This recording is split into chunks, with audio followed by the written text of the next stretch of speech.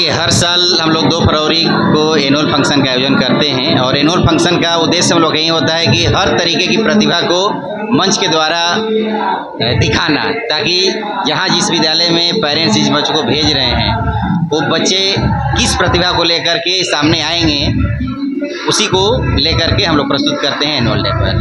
भारतीय स्पर्धा के दौर में सर एक स्कूल आगे आ गया है, इस संबंध में क्या बताएंगे? हर साल होता है, हर स्कूल में ऐसा होता है। देखिए, प्रतिस्पर्धा होना चाहिए, सारे सेक्टर में होना चाहिए, तभी उस सेक्टर, अब जैसे स्कूल की बात है तो स्कूल में जितना ही कंपटीशन बढ़ेगा उतना ही और निखार आएगा।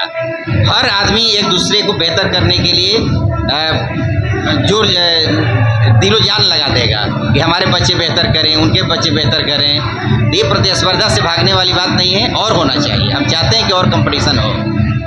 नन्हे मुन्ने बच्चों का शिक्षक निरखते पाँव कहने के लिए बहुत दृश्य बन गया था यहाँ पे। इससे किसका प्रेरणा है? इसमें तो सारे हमारे शिक्षकगण की प्रमुख भूमिका है और जितना मेहनत हमारे शिक्षक और बच्चे खासकर जो किए हैं वो काबिल तारीफ है। नए नए अनुसंधान में स्कूल लीन रहता है सर, और बेहतर परफॉर्मेंस दिखाएं। बिल्कुल, अभी एक दिन हम न्यूज़ पढ़ रहे थे कि एक जगह एक स्कूल है केरला, एक जगह और हम न्यूज़ देख रहे थे AI टीचर्स लोग AI लैब बनाए हैं। तो हम भी आने वाले समय में इस लैब के बारे में सोचने का प्रयास कर रहे हैं।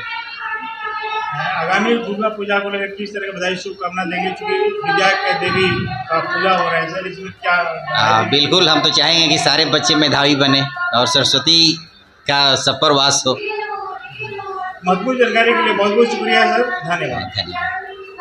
के लिए जो इन बच्चों के लिए अपना कीमती समय निकाले और हमारे विद्यालय तक पधारे।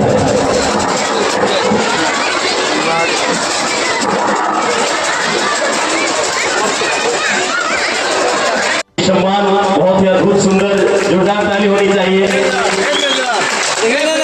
और इनके क्लब के सभी खिलाड़ी भी मंच पर उपस्थित हैं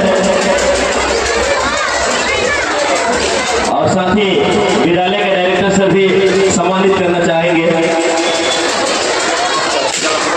माननीय, एक जोरदार ताली होनी चाहिए जिन्होंने ज्ञान ज्योति पब्लिक स्कूल को समझा, परखा, देखा। बोलू क्या बोला? दीपक सामने देखो।